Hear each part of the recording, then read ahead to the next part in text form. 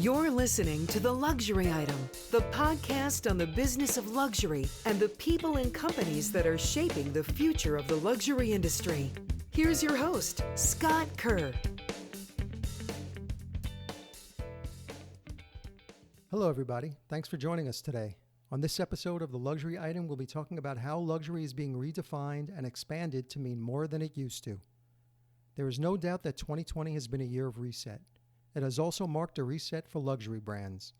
As we contemplate a post-COVID world, the luxury business is going to change accordingly. It's not that the products considered luxury in the past won't be in the future, it's that they are grappling with a fundamental shift in what luxury means. As consumers become more environmentally and socially aware and digital channels become more important as sources of inspiration and sales.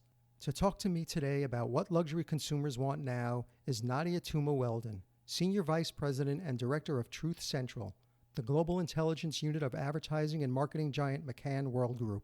In addition to this role, she is the founder and lead of the company's first global luxury practice, a group of category experts whose mission it is to recast and redefine luxury for a modern era.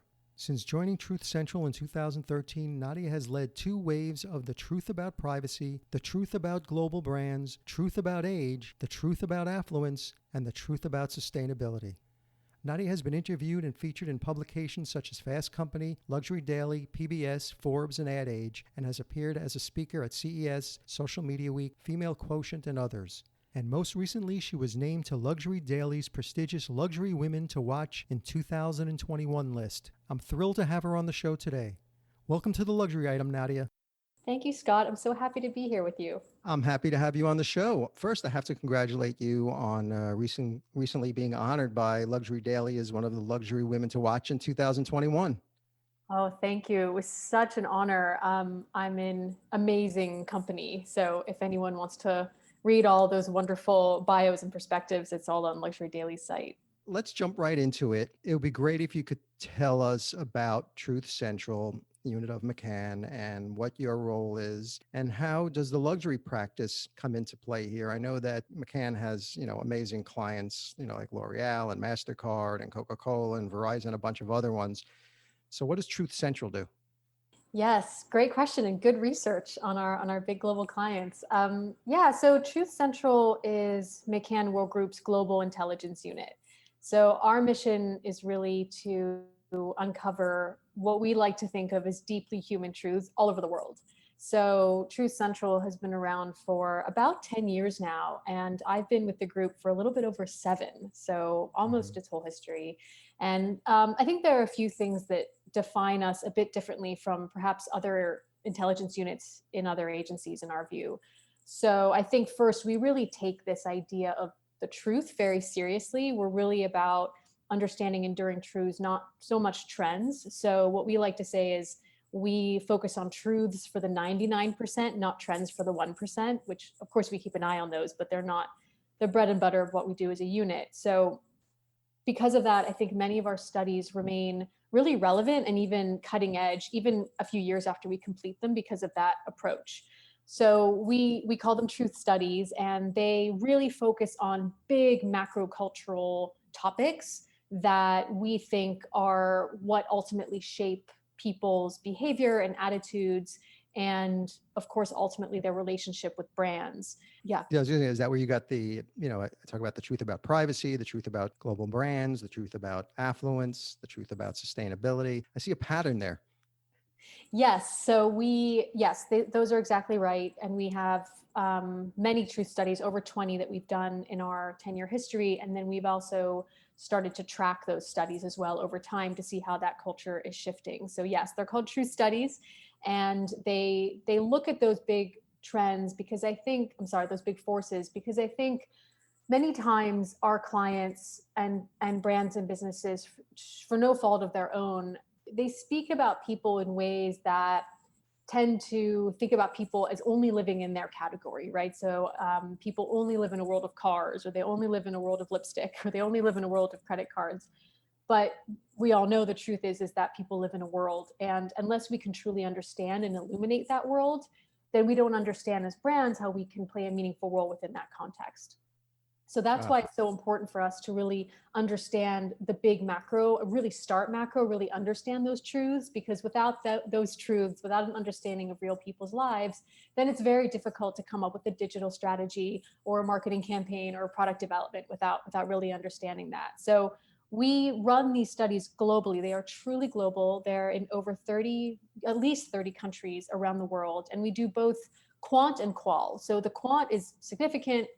In our history, we've amassed millions of data points since we've started.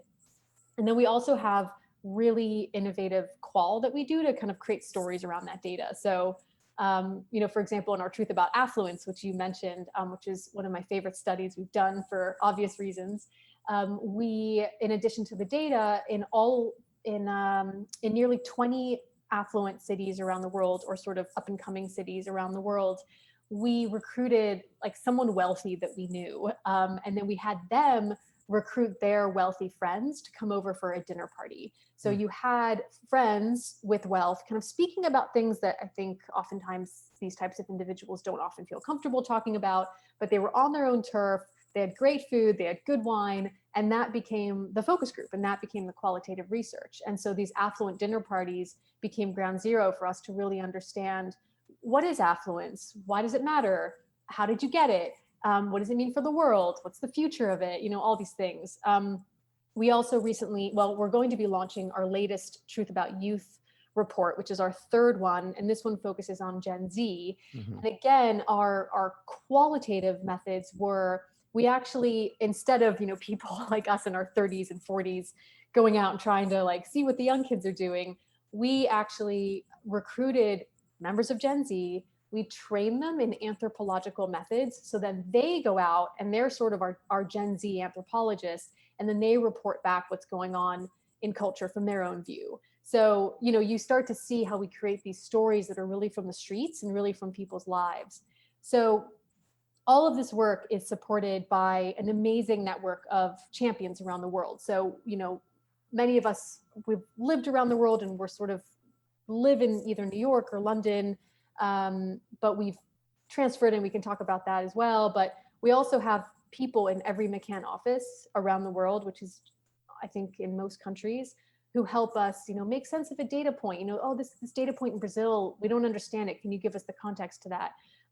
Or they help us run the qualitative in their countries, or we'll do roundtables with them and have them help us review the work and augment it and make it better. So that's really how we do it. And we bring that to clients to help sort of open their minds to perhaps opportunities they hadn't thought of, help supplement some of the work that they're doing internally. And we also do a lot of public speaking and things like that. So I think, my role as global director since I joined has been constant, but then there's been sort of these other additional roles that I've taken on. And the company has been amazing in supporting my growth through those different opportunities. So yeah, so back in 2016, I relocated to Asia for 2 years. And that was obviously an amazing experience. And the goal with that was really twofold. So one was to grow a true central way of thinking and using that thinking with clients to grow the business in the region.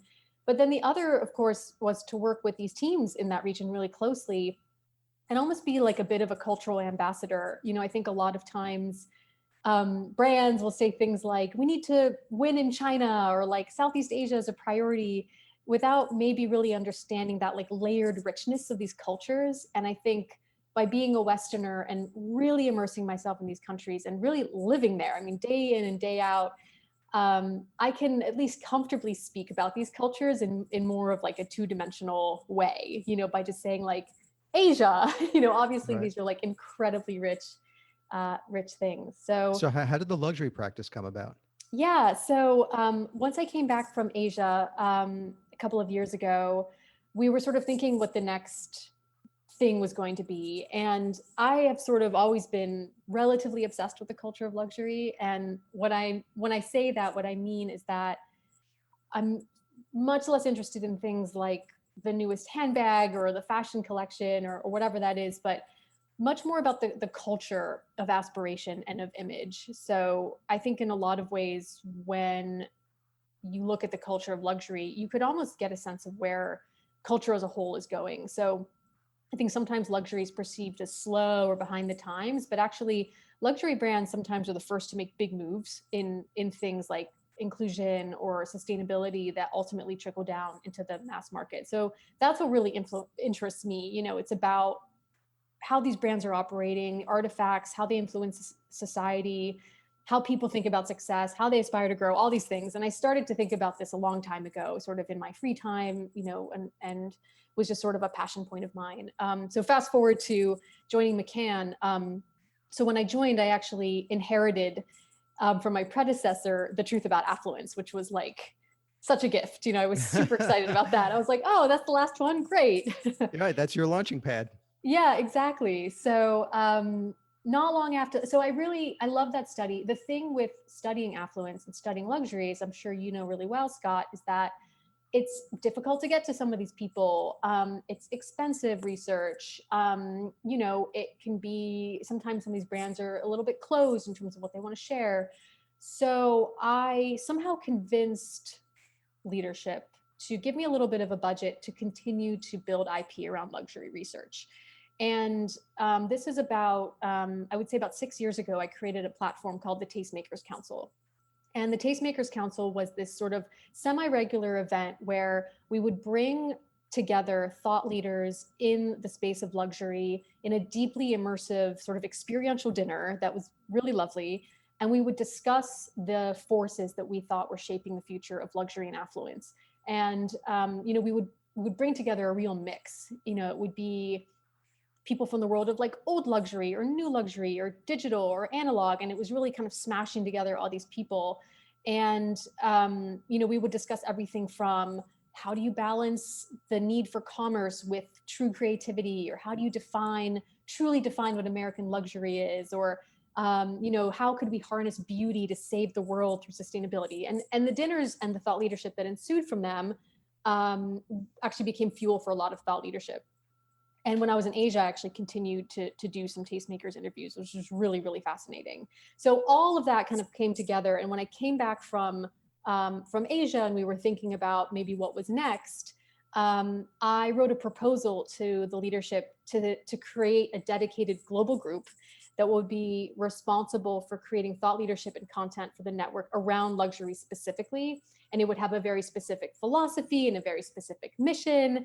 And it would consist of a cross-global group of luxury experts. And it worked. And I was able to create this group of individuals where now we have representation from everywhere from the UK, France, Italy, Colombia, Trinidad, Brazil, Dubai, China, and Japan, of course, and the US. And our focus, really, our main mission is to redefine and recast luxury for a modern era. And we do that through helping our clients' businesses grow, whether that's just an everyday brand that wants to become more premium, or all the way up to a luxury brand that's really seeking to understand how culture is changing. So, the crisis has changed the way we do business. And how has it changed the way you're working with clients over the past year? What are they asking you for now? What kind of insights are they turning to you for? Yeah, I mean, not surprisingly, there are very consistent themes that have come up relating to these macro shifts that we're seeing as a result of the pandemic. And I think they are questions that all brands and businesses are asking these days. I think everything from what does new retail look like? That's a really big one. Understanding Gen Z, what this new generation looks like, what they value, how they think about luxury. Diversity and inclusion are also very, very big. But then I think overall, how are views of luxury changing as a result of the pandemic? But I think my view has always been that throughout all of this, it's really important to track culture and not just the virus. And this idea of, I hear so much from clients, like, when are we returning to normal? I just think it's simply not going to happen. So I think what we need to understand are, how are people shaping their lives so we can evolve with them and not trying to force fit into an outdated model of the past. You really have a wonderful newsletter on Substack called Elevated LLC, where you share your personal observations on the culture of luxury. And recently, right after the violent storming of the Capitol by the rioters, you wrote this piece titled, Is it okay to talk about luxury? And in the light of the devastation of the pandemic and the raw emotions from these riots, you did seem to do some soul searching around luxury. So could you talk about that piece? Yeah, sure. And thanks for reading it. I sort of woke up in a sweat one morning thinking, wait, like, what am I going to write about? Like, the world just felt so dark in that moment. I think since then things have started to look a little bit brighter, but I think just going back a step, even before the pandemic, even before all of the unrest that we were seeing, if you remember, it wasn't as if the world was this utopia. There were still really big problems facing society. And I think, like any crisis, that often shines a light on problems that were hiding in plain sight. So obviously we started 2020 with, wildfires in Australia. I mean, there was a huge divide between rich and poor already. There was a lot going on. And since I've sort of more officially started studying luxury, writing about luxury, I was always really sensitive to this question, like, why are we talking about luxury when the world is literally on fire? And I think that it's always stuck in my head and in guiding the practice, in guiding the thought leadership we do. But I think ultimately there's a reason why luxury, however it tends to be defined, has endured for thousands and thousands of years, because my belief and my view is that luxury really is based in enduring principles that are not just aspirational. I actually believe are necessary. And I have said before, luxury is necessary. And by that, what I mean is that at its core, luxury principles and qualities are rooted in elements of beauty and respect and care and attention to detail and manners and dignity and heritage and wisdom, all these really wonderful things. And I think at best, those are the things that can provide an antidote to so much of what's going on in the world. So, I tend to think that luxury and luxury brands are expert at crafting a world or a universe that people really want to be a part of. And if you can capture those characteristics and really imbue them into everything you do, people will look up to that and they'll want to emulate it. So I started to write about, imagine what if we had more of these qualities in society? I guess when I talk about luxury, that's what I'm talking about. Maybe not so much the conspicuous consumption or sometimes this like grotesque version of haves and have not, but sometimes those things really create the tensions in society. So yeah, at a societal level, I really did some soul searching, and I started to also think about societies where the culture of luxury sort of is just the culture. So if you start to think about places like France or Japan, these places where people tend not to want to stand out with logos or like super conspicuous consumption, where luxury is really lies in the taste and the attention to detail and the manners and the beauty and the respect, things that are more societal. So and I think places like France and Japan really have like this heritage of luxury that guides a lot of what does in the way that people behave in society. So I think there's a lot to learn there. I'm not saying these countries don't have troubles of their own, nowhere is perfect, but I think harnessing some of these qualities in the ways that brands and businesses and organizations and even governments could behave might be something that we could aspire to in the future. What kind of consumer behaviors when it comes to luxury do you think have changed? What are you seeing? What are consumers putting value on, both in brands and just luxury overall? Yeah, I think a lot has been said and written already about the fact that this pandemic has really accelerated a lot of things that were already in motion. So, Right. In other words, overall culturally, it's not so much that we've taken these like extreme left turns, but maybe changes that have been a long time coming were perhaps accelerated by 5 to 10 years, say.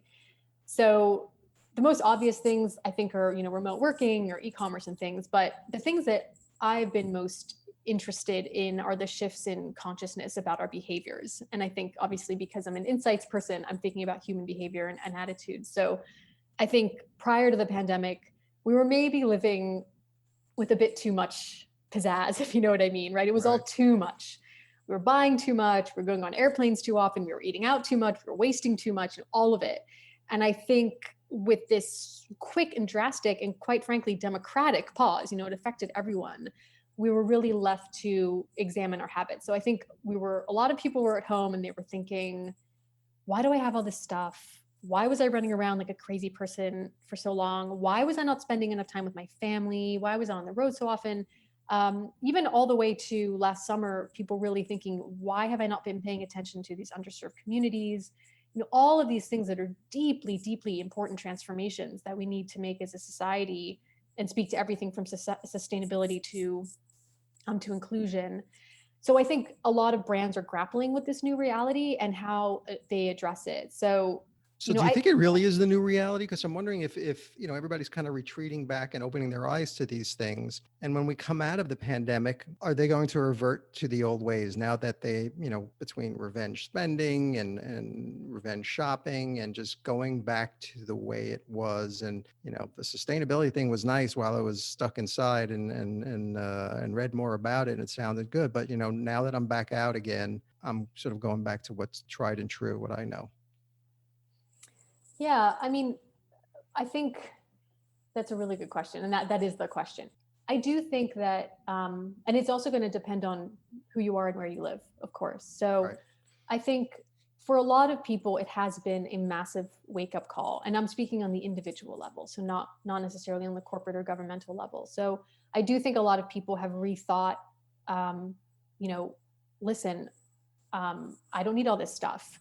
I, don't need to travel as much. But I think when people say things like, I can't wait for things to be back to normal, I really don't think that they're saying, and they mean that as like really back to normal, like the way that we were going too fast, doing too much, consuming too much, etc. I think when people say that, they mean, I want to hang out with my friends again. I want to go out to dinner every so often. I want to go on a trip. I think so many things that have happened, and it's been long enough now. I think a lot of people, they have this whole thing where it's like it takes 3 weeks to create a new habit. We've been doing this for a year, so right.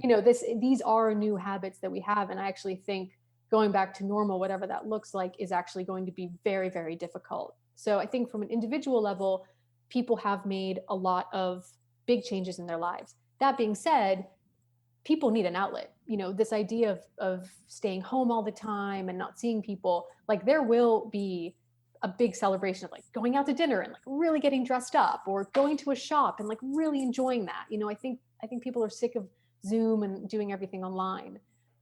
It'll be interesting to see if this whole idea of conscientious consumption is going to stick around. This whole idea of, buy less, buy better, buy authentic will be permanent with consumers. And I think there's the individual side of things, but you can't rely or put all that pressure just on individuals. I think right. Businesses, and that's exactly what we're trying to help our clients understand, is how have people's lives shifted? How have they changed their points of view on things? And I think a lot of businesses, far less, but we definitely hear things in the last few months of like, okay, when are we going to pre-pandemic levels of spending? When are we going to pre-pandemic? Right. And that sort of hurts my heart, because I think it ignores the fact that people's lives have changed and they want different things. And brands, we know, have tremendous power and tremendous resources to do a lot of those things. And, I think one of the things this pandemic has revealed, particularly in this sort of so-called like K-shaped recovery, is that, some people are doing pretty well, but a lot of people are not doing very well. And, brands that sort of are just based on like growth, it's not sustainable, because one, maybe you might not have as many customers as you wanted, but two, there is this imperative for brands to really earn their role in society. And because of that, they're going to have to think about ways of, including more people that have not been included in the conversation before, or changing their methods of production, or maybe not having, 16 collections a year, all these things. There's a role for all these things, but I think we need to reimagine what it looks like, because ultimately this is our future. And if companies want to survive and be alive, they need to be able to have the right customers, be able to participate in their universe, and, have a healthy planet on which to do it. Yeah. It seems to happen every time there is a crisis. Luxury brands like Hermes and Dior and Vuitton have remained pretty resilient despite the challenges, posed by global COVID-19 pandemic. Heritage brands that have been defined by more timeless aesthetics, if you will, quiet luxury, seem to be doing well. I'm wondering what that says, this whole idea of, buying these heritage brands during a crisis, what it says about consumer values. Hmm. Yeah, I think this phenomenon is nuanced. I think there's several reasons why some of these brands you mentioned continue to survive despite extreme economic downturns. Um, for one, obviously, there's a proportion of the population that is usually relatively recession proof. We saw that in 2008 and we're seeing it now. And I think in both cases, for the most part, there is a renewed sense that conspicuous consumption, things that are very flashy and loud, is seen in bad taste because of so much suffering across a wide swath of the population. So obviously in 2008, there was a huge rise of like Phoebe Philo's Celine and The Row, which were really like poster children for stealth wealth. But I do think this time is a little bit different. So as I said before, a lot has been talked about this like K-shaped recovery curve, which was not talked about last time. And I don't know if any of your listeners listened to the great Professor Scott Galloway, who Yes, of course. is never one to mince words. Yes. He recently said, the people at the top right now are living their best lives. Right. And I think that's a hard truth to hear, but it is the truth. Many people, I think, who are lucky enough to have kept their jobs and can work from home, they have it pretty good. They have more flexibility in their schedules than ever before. They get to spend time with their family. In many cases, they're not even traveling and going out all the time, so they're even saving money. So, with that extra, there's the whole term of like lockdown money, that people will use for something beautiful that they want to purchase that they wouldn't have done before. But I think the other piece is that many people who are in a position to buy these brands are not necessarily like stuck at home the way most people are. So, a lot of people are staying in second homes that are spacious and beautiful, or they relocated somewhere warm that's near a beach. And I think that's actually a really interesting shift that I think is interesting in terms of luxury. What is it that money can actually buy these days? So I think it's almost taken this really simple approach, like, oh, I can buy fresh air, sunshine, space. And if I have children involved, I can get a real life tutor or maybe a pod teacher. So my child doesn't have to do Zoom school. It's almost like this really back to basics, like bottom of the luxury hierarchy model. Right. So I think that said, this population, they're not those living in a tiny city apartment and, trying to do like Zoom cocktail parties. I think they're actually still going out to dinner. Maybe they're living somewhere warm, and they are still using handbags and getting dressed up and things that most people don't really see a need for. I was listening to an interview in the autumn with Michael Kors on The Business of Fashion. And he was talking about stories about going to like his friends' homes at Fire Island or the Hamptons, and was saying that like people really got dressed. Like they got dressed, but it wasn't for Instagram. It wasn't for the paper. Sort of this idea of showing off was in bad taste. But it was really about like this pleasure of dressing up, which today kind of feels like a luxury in and of itself. And I think to the point of like, yes, we're investing in timeless pieces and timeless brands. I actually think that there is a little bit of fatigue around being practical. Like, I think people are just, they want to get out there. There's a lot of pent up energy. People are dying to get out of their ruts. Like, I know I am for sure. My husband and I recently went on like a secret little trip. It was our first trip in a year. We went somewhere warm, and there was a lot of experimental luxury going on. And if I'm being honest, as much as I think we want to say, oh, everyone's like going back to like what's tried and true and tested, I actually thought it was a breath of fresh air to see people having fun. So maybe there'll be a bit of a mix going forward. I hope so. Pre-pandemic, it was already becoming clear that customers were prioritizing experiences over things. New business models emerged to ensure that they would keep buying clothes in one way or another, whether it's from rental or online. But when the pandemic hit, traveling, visiting stores, and even going out to eat became impossible for almost everyone. So curiously, people started buying things again.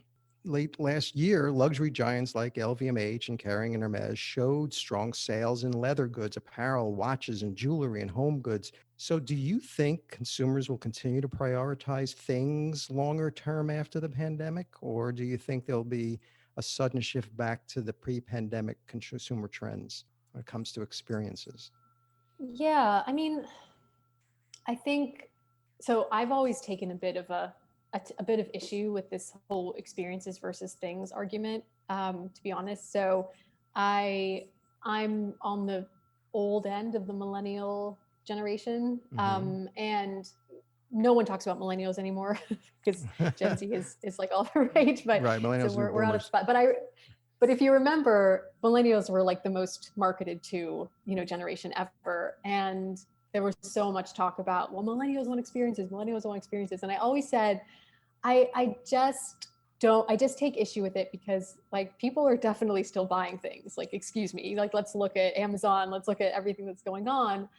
I don't think people will ever tire of having things and having beautiful things, but I think what was important was this idea that yes, experiences are very important, but even the things that you want and the things that you acquire and that have special meaning for you are wrapped up in experiences and stories. And that's what makes them special. And so that is why with my generation, you got this rise of like the maker movement, even like the direct to consumer brand, brands or whatever you want to call them. Right. They all have like a story and they have, a real heartfelt thing to them because it's not enough to just, show the bag and be like, okay, here's a logo on it. You want it's it, the right? story behind the bag, right? You're buying the bag and you're buying the story behind their bag. And that's what luxury ends up being. We talk a lot about in my practice about this idea that luxury is this powerful combination of love and skill. If you have love and that is that obsession and that wonder and that creativity partnered with that skill of really knowing how to make something and the savoir-faire and the heritage, when you have those two things, then you get luxury. I think oftentimes what you're seeing with a lot of these new quote modern luxury brands is that they're lacking in one or the other, right? So they might have like a technically perfect website or app, but there's just no human love or that sort of emotiveness to it. Or you have a brand that's all love and all sort of obsession with solving a particular problem, but there's not a lot of skill for it, and so there's customer service issues and there's delivery issues and all these things. So I think there's something really to that. But I think to the point about experiences and things and people buying things and everything is online. I think one of the things we tend to forget is just how important the human being is. And you can't replace that. An algorithm will never replace that because an algorithm doesn't feel anything. An algorithm is sort of pointed at something and programmed. So for all the talk of AI and ML, and we actually just participated in the virtual CES 2021 right. Festival, which was the first year I was doing it in New York, not in Las Vegas. They talked about all these things, and I kept thinking there's the magic in a human being. There's the magic in a person knowing you and helping you and being there with you. And one of our tastemakers once said something which I loved in the context of luxury, where she said, humans are too weird to make sense.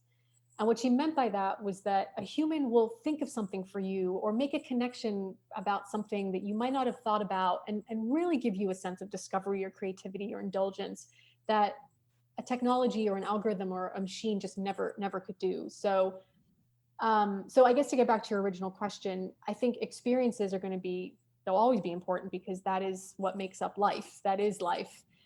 Things will also be important, but I think this idea that we have to put all of our eggs into the e-commerce basket is misguided. I think in no industry or category is it more important than in luxury that you have human and technology working perfectly together. Well, speaking of buying things, instead of showing off a luxury bag or car, many consumers were actually displaying their wellness during the stay-at-home orders. Health and vitality became this new luxury, and owning a Peloton bike or a mirror, has become the new status symbol. So do you think consumers will start diverting dollars away from traditional luxury goods to more wellness-related brands and experiences? Yeah, I mean, this is a huge topic, and I have a lot of thoughts about this one, Scott. I think there's a few different things. I think from maybe more of a superficial level, I think this ties back to the idea of affluent individuals being able to live in places that allow for good health. I think one of the biggest conversations about this pandemic has been, lower income or overlooked communities are at high risk. And I think this, of course, has to do with the fact that they have less access to things like healthcare and fresh food, but oftentimes that these communities are living in polluted areas, right? And they don't have the means to change their location. So that's like back to that basic thing of when it comes to health, you can see certain people pick up and move to the countryside or somewhere warm where they can have fresh air. So that's sort of one thing that's happened. But I think in general, yeah, I mean, people are able to engage in activities at home now, and there's so much flexibility with that. So like you said, like because people aren't traveling or dining or going out to shows or movies, maybe they're spending the same amount of money, but they're redistributing it. But I think this idea of pursuing wellness on your own terms, like even in my work, you'll have people go out for a jog in the middle of the day or get on their Peloton in between meetings. And I think there's something really beautiful about that. Like the fact that you have that flexibility to take care of yourself. And I also think this idea of like having to go somewhere, to have an experience of wellness no longer being the case, and you can do it in the comfort of your own home. Like I personally love being able to have coffee on my couch and then like go right into a yoga class when it's convenient for me. And I have a friend who was like a total class pass junkie. Like she would go to like spinning and then to this other place and then like whatever. And she told me recently how happily surprised she's been that the 5 feet by 5 feet in front of her TV is like all she needs. And so, you do have, even wellness being transformed. And in my apartment, like it's a glass building, I can see all, you just see like every window has a Peloton bike in it. So definitely there's something going on there. But I think from a broader perspective, there's a bigger conversation to be had, which is that I think oftentimes when we talk about wellness, we're focusing a lot on the physical, maybe the emotional, but oftentimes it's, it's what are we eating? What are we doing physically? But wellness is incredibly multidimensional. And we know this from our Truth About Wellness study that we've been tracking for many years. Wellness consists of everything from mental to emotional to spiritual to social to financial wellness. And I think that's been a slightly frustrating thing to watch during this pandemic because, there's this idea of washing your hands and wearing a mask, but you're not addressing things like social wellness or financial wellness or emotional wellness. The problem is that all of these elements make up the whole. And if any one of them is weak, the whole system falls apart. Right. So even if you take financial wellness, right, which is something that isn't spoken about enough, right? If you are not feeling financially well, maybe you're not sleeping because you're thinking about it. And so your mental health is suffering, or maybe you are having fights with your spouse about it. And so your social wellness is suffering, et cetera. The whole thing kind of falls apart. So from my view, I really would love to see brands and luxury brands in particular really take a wider view of that and think about, oh, okay, if there's all these different places of wellness I can play a role in, there's a place for me to be a wellness brand. And oftentimes what we talk about at Truth Central is that, now and in the future, all brands will need to be wellness brands, and so how are you contributing to that ecosystem? Even if you're like an investment bank, like you have a role to play, whether it's not even about the affluent, maybe not being good financial planners, but maybe dad's working too much and never gets to spend time with his family. Like, what are you going to do about that, for example? Right.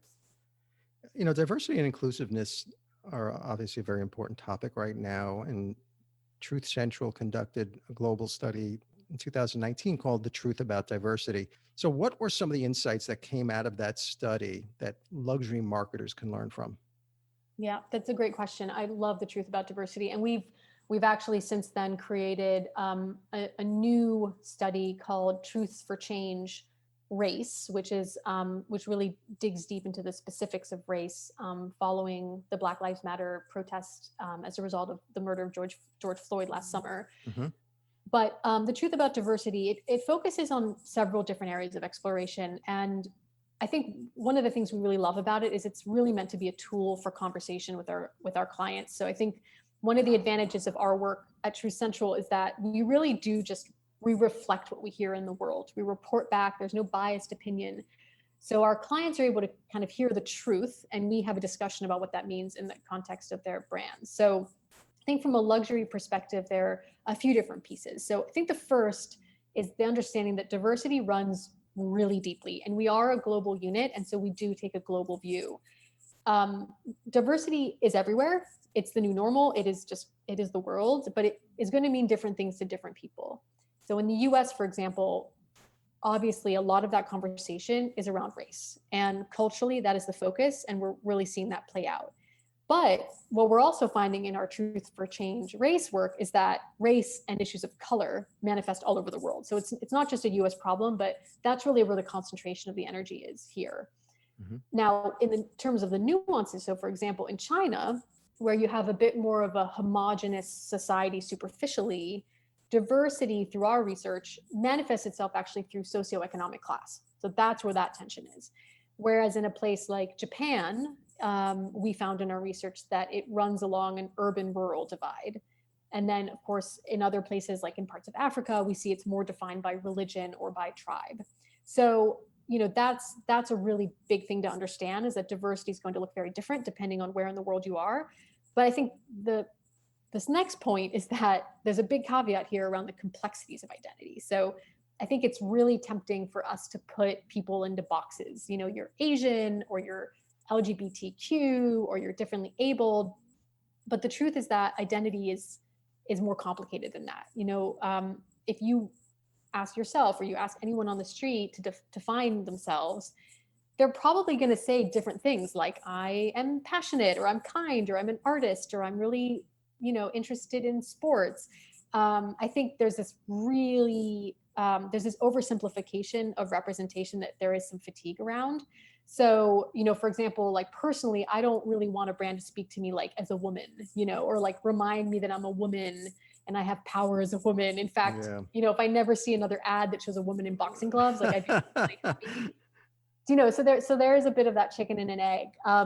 But just further to that, after last summer with the protests, there's been a lot of soul searching in luxury this year, I think, and I did quite a bit of soul searching around it, and launched a program within our practice called Elevated Voices.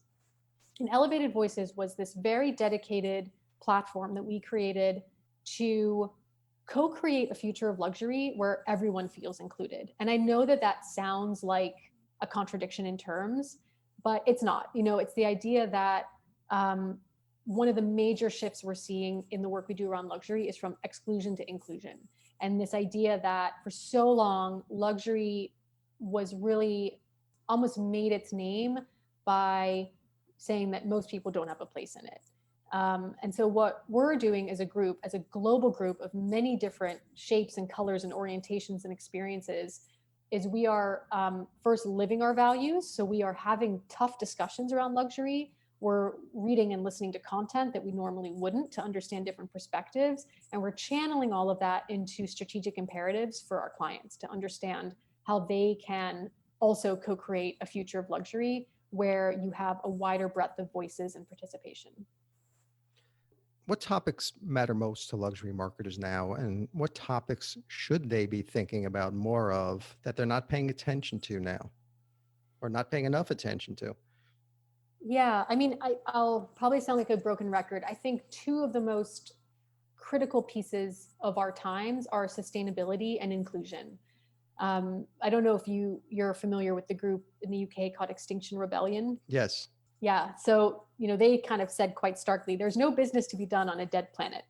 And I think that's right. You have and I think a lot of companies are doing this. I think many companies have started to rethink everything from fashion weeks to their supply chains, to really, do we really need 16 collections a year? Do we need to grow so much? I think there is a bit of that conversation happening, but I also think that these companies have a lot of capital and they have a lot of money, and there is more of a expectation of brands to really serve the communities in which they build. So one example that I saw that really surprised me, but I thought, that's sort of where I hope things go. A couple of months ago, I saw a story about Chanel investing in providing solar panels for low-income housing in Los Angeles. And it was a little bit surprising, but I thought, okay, well, of course, Los Angeles is a big market for Chanel. There's a lot of people buying their products there. And exactly, I feel like that is exactly the right thing to be doing. And they didn't make a big fanfare about it. And again, I also think that that's important, not just for it to be a marketing campaign, but actually something that is, action speaks louder than words. So I think sustainability is huge. And then inclusion. And again, I think it's the same issue as sustainability, because inclusion is your customer. When a lot of brands come to us wanting to understand Gen Z, partly it is because that is the most diverse generation in the history of modern history, at least. And that is their world. Inclusion is their world. So many things are out of date, like excluding people or not, representing certain people. They just don't see that as part of their value system. And so if you want to survive in the future, you need to understand the lives of your customer. And that means understanding inclusion in that deep way that I sort of mentioned around Truth About Diversity. Yeah. So my final question, which I ask all my guests, is the luxury item question. So if you were stranded on a deserted island and you could have only one luxury item, what would that luxury item be? It can't be any form of transportation or anything that requires mobile service. What would that one luxury item be? Okay. I think that's a pretty easy one for me. I would say my yoga mat, because it's an all-in-one. It's physical health, it's mental health, it's entertainment, it's introspection, it's one piece of material that does it all. So that would be my luxury. Does it have reflective material on it, just in case an airplane happens to be flying over? Could I like pimp my yoga mat and have it be a little bit more reflective than something plain? Yes, you can. Excellent. Anything goes here. Nadia Tuma-Weldon, Senior Vice President, Director of Truth Central in the McCann Worldgroup. Thank you so much for coming on. And this was a fascinating discussion. And I really appreciate you coming on. Thank you so much for having me, Scott. It was a real pleasure.